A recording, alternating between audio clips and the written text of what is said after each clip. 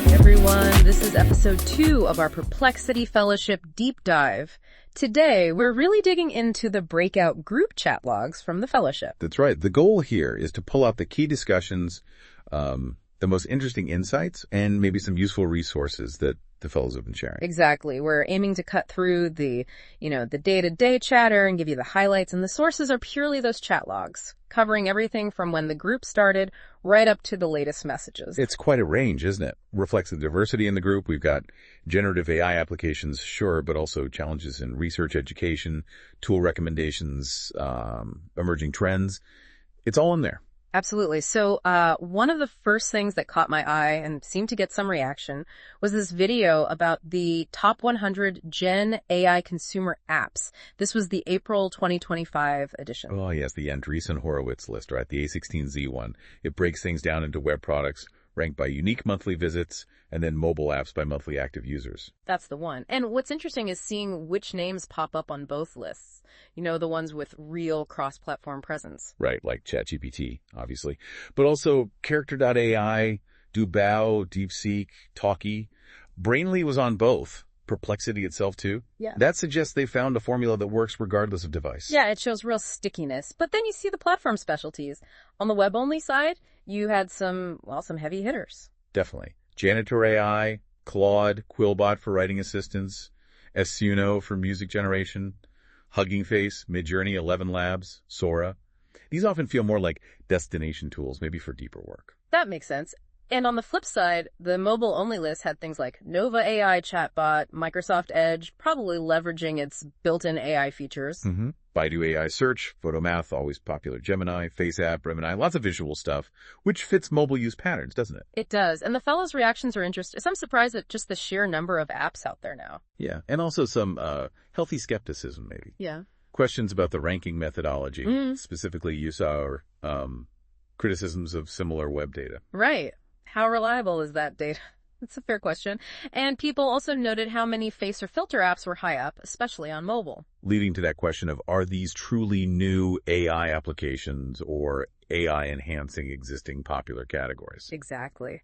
Someone then shared the link to the actual A16's RIP article, which gives a bit more context to their analysis. Okay, so moving from consumer apps to bigger picture stuff. Yeah. There was a video essay shared about climate change and AI. Yeah, exploring that intersection. It's a complex one, AI as a potential tool for solutions, but also, the energy footprint of AI itself. And then right after that, someone shared a Wikipedia link cryptically. It was for World Blockchain. Huh. Okay. Maybe a bit of commentary on techno-solutionism in the climate space. Hard to say for sure, but it adds an interesting layer. It does hint at maybe some critical perspectives within the group, beyond just the tech enthusiasm. For sure. Then, on a much more practical level, someone asked about using AI for automation in CAD to BIM workflows. That's computer-aided design to building information modeling. Right, a very specific industry need. And another fellow actually confirmed they were looking into that exact thing. Shows people are tackling real-world bottlenecks. Definitely.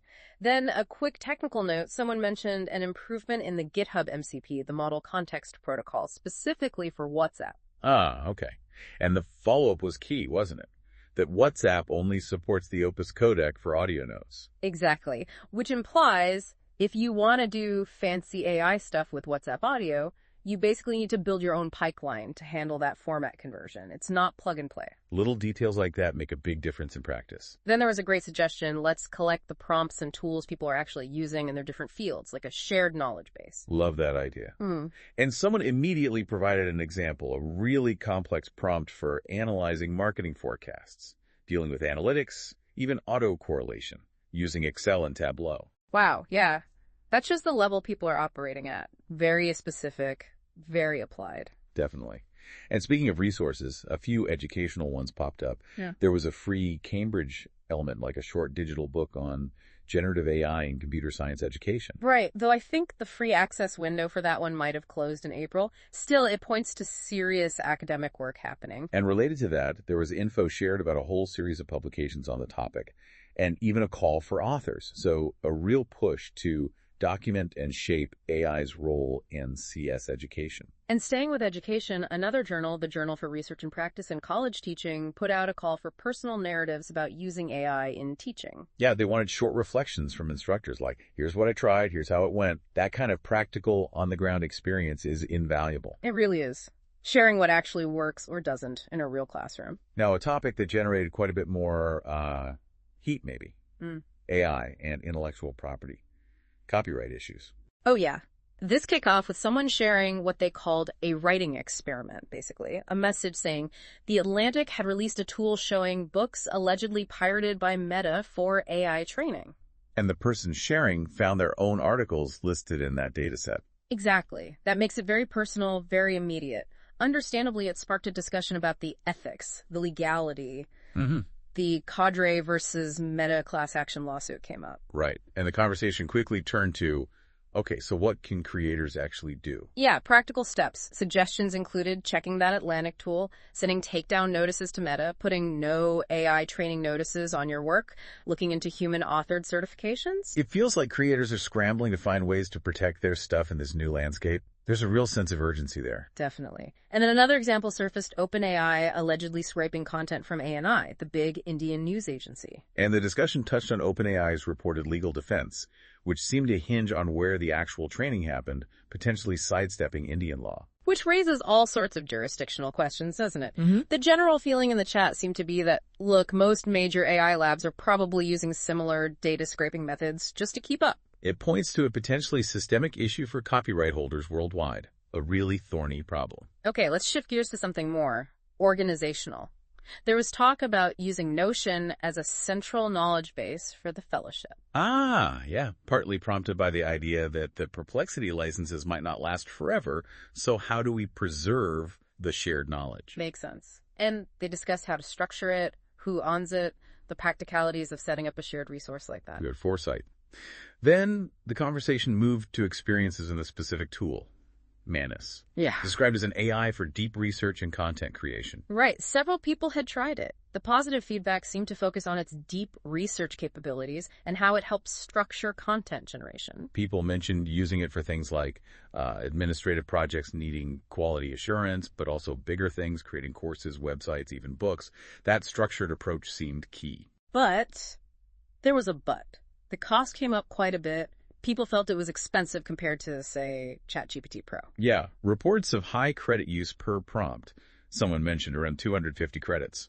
That adds up quickly. It does. So naturally, people started comparing it to other tools, OpenAI's Deep Search, Gemini, Claude Code, asking if Manus offered enough extra value to justify the price. And someone even shared a link to the Manus credit info page, so people could see the breakdown themselves. One person described Manus in an interesting way, visualizing text as a knowledge graph, analyzing it for gaps, and generating questions for more research. That sounds quite sophisticated. It does suggest a more involved research workflow. Oh, and apparently people got refunds when the tool crashed, which is good to know, I suppose. Always good customer service. Okay, related to evaluating AI, someone asked about tools to check AI output for reliability bias, hallucinations, ethical red flags. Maybe even give a trust score. That's the million-dollar question, isn't it? How do we reliably assess this stuff? It's incredibly hard without knowing the exact training data. Yeah, the discussion acknowledged that difficulty. One idea floated was trying to simulate a forensic scan using prompts to see if you can match the output to likely sources. It's indirect, though. And the issue of AI bias, especially in education, was highlighted as a major ongoing concern. We need better tools for this, clearly. On a related note for educators, info was shared about Anthropic launching Claude for Education. Right, suggesting the big players are starting to think specifically about the educational market and its needs. Worth keeping an eye on. Then, just a quick one, someone asked for alternatives to a tool called Clay, which is used for GTM, go-to-market automation. So AI in the sales and marketing tech stack, that's a huge area. Definitely. And then lots of resources shared on prompt engineering. Seems like everyone's trying to get better at talking to these models. Makes sense. There's a big 68-page PDF guide mentioned. Yeah, and links to Google's popular guide on perplexity, plus some white papers from Kaggle. Plenty of reading material there for aspiring prompt masters. Mastering the prompt is becoming a core skill, it seems. Also, an announcement about a Manus Fellow program Basically looking for active users to help build their community, offering rewards. Standard community building tactic for a new platform. Get your power users involved. And for the technically minded, there were details about an upcoming AWS online session on getting started with AWS Gen AI. Good opportunity to hear directly from AWS about their generative AI offerings, important for anyone building or deploying. Okay, now back to something a bit more alarming. Security vulnerabilities. A post by Simon Willison about the Model Context Protocol, MCP, got shared and discussed. Ah, yes. Willison's work is always worth reading. He highlighted some pretty serious potential issues with MCP, didn't he? Things he called rug pulls, tool shadowing, tool poisoning. They sound bad. What do they actually mean in this context? Well, fundamentally, there are ways that the connection between a language model and the external tools it uses could be exploited. A rug pull might mean a tool the model relies on suddenly disappears or changes function without warning. Tool shadowing could involve intercepting or altering the communication between the model and the tool, maybe stealing data or changing instructions. And tool poisoning could mean tricking the model into using a malicious tool or manipulating a legitimate tool to behave badly. Wow. So this could lead to the model doing things it shouldn't, or leaking private information. The example mentioned was potentially stealing WhatsApp chat history via a compromised tool connection. Exactly. It boils down to the inherent risks of prompt injection when models interact with external systems, especially if those systems or the inputs aren't fully trusted. The discussion noted that things like private encrypted connections could help, but they aren't always practical or available yet. It's a stark reminder that as these systems get more interconnected and powerful, the security implications become much more complex. Absolutely. Vigilance is key. Right. Okay, on a completely different note, someone asked for advice on self-hosting a blog, but for non-coders. The perennial quest for user-friendly control over your own website. The usual suspects came up. Ghost was mentioned, which is quite focused on publishing. And WordPress, of course. The classic choice. Very flexible, but maybe steeper learning curve for some. There was even a suggestion to try using an AI tool called Lovable to build the site, based on an architecture designed by Claude, sort of meta. Using AI to build the platform for your content. Interesting. And speaking of AI-built content, the person who used Manus to create a website shared the link again. Right, they were impressed by the structure Manus created, but still had those reservations, probably about cost or maybe long-term usability. It's valuable seeing these real-world tests and hearing the candid feedback, warts and all. Definitely. Then NotebookLM came up again. Someone asked about its context window limits, referencing an older post. And apparently the NotebookLM team was actually conducting a user survey around that time, so they're likely gathering feedback. Good to hear. People shared positive experiences using it for research, especially how it grounds answers in the documents you provide. That's its key selling point, right? No. Fighting hallucination by tying responses to specific sources. But there was also a caution with really long documents. It might still generate some inaccuracies. So, still need that critical human eye. Someone also shared a YouTube video about using NotebookLM effectively for research. Useful resource. Yeah. Okay, what about AI in education more broadly? There seemed to be quite a bit there. Yeah, someone shared detailed notes from a keynote speaker at an AI in Education summit. Covered a lot of ground. Like what? Things like empowering educators, using AI chatbots, intelligent tutoring systems. Khan Academy's work was mentioned. Khan-Nico. Exactly. Also, using AI for role-playing historical scenarios, tackling the 2 Sigma problem, the idea that personal tutoring yields much better results, enhancing humanistic intelligence, interactive feedback tools. So exploring AI as both a tutor and a teaching assistant. Pretty much. And university partnerships with AI companies, alternative education models like the 42 schools, and the broader social implications. But it wasn't all positive, right? I remember seeing some pushback or concerns raised, too. Definitely. Differing perspectives came through. Enthusiasm for the potential, yes, but also real concerns about data privacy, the need for proper faculty support and training. And how do you design assignments that AI can't just solve trivially? Or, perhaps more interestingly, how do you incorporate AI into assignments in meaningful ways? Those are the key questions educators are grappling with. Someone shared a link to OpenAI's Codex CLI on GitHub as a resource for educators too. Interesting. And related to academic integrity, there was discussion about AI-generated or assisted content creeping into scholarly publications. Yeah, the challenge of detecting it and the implications for academic honesty. Someone even proposed organizing a panel event to discuss the pros and cons of AI in scholarly publishing. That sounds like a needed conversation. And for the truly ambitious, resources were shared for building large language models from scratch. Wow, okay. Like GitHub repos and articles? Yeah, links to things like LLMs from scratch on GitHub, Hugging Face's LLM course, articles about building multi-billion parameter models. That's hardcore. The discussion also touched on the massive compute resources needed and even network traffic considerations for training these beasts. Not a weekend project, then. Hardly. Briefly, there was some debate about Claude integrating with Google Workspace versus just using Google's own Gemini. Differing opinions on the value proposition there. Always interesting to see how these integrations play out, whether users find them compelling. Someone asked for recommendations for summarization models, specifically for summarizing reviews. Practical application.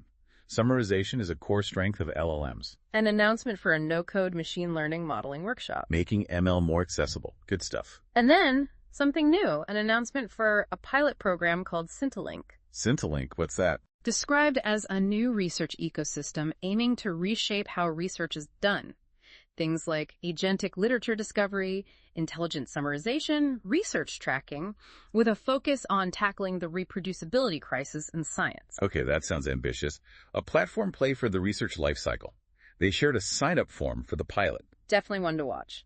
Then, naturally, discussion turned to the latest model releases, comparing the new OpenAI model o3 with Google's Gemini 2.5. Yeah, the constant cycle of updates. Ethan Mollick's summary of the releases was shared, which is usually a good overview. He often provides helpful context on these rapid developments. And speaking of models, someone highlighted Microsoft's release of MAIDS R1. Right, described as an uncensored, open-source version of DeepSeek R1, apparently good for reasoning tasks. Interesting that Microsoft released an uncensored version. That has implications. It does. Someone shared a capstone project assignment focused on using AI tools effectively. More education focus. A link about new prompting techniques for GPT 4.1, especially with its very long context window. Prompting is always evolving. A query about whether anyone had experience with Suno AI, the music generation one we mentioned earlier. Music AI is getting popular. Someone asking for help setting up a Python environment with CDA and PyTorch.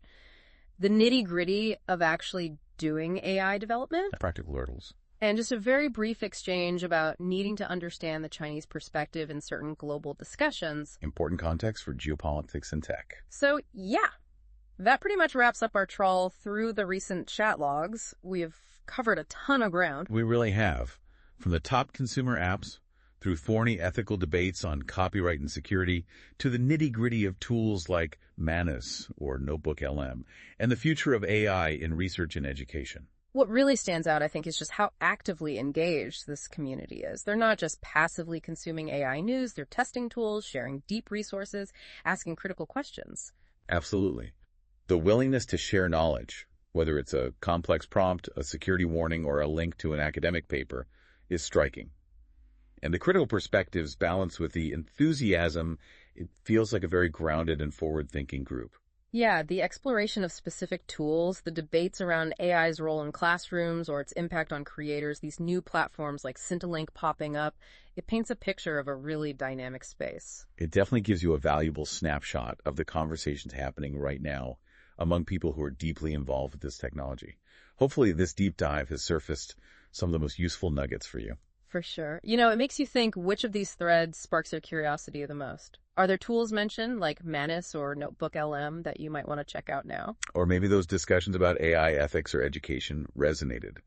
It's a reminder that just keeping up in the age of AI is this constant process of learning, questioning, and sharing. It really is. Maybe the most important takeaway is realizing just how multifaceted this whole AI revolution is. It's touching almost every field, raising new questions daily. What aspect of it are you going to explore next?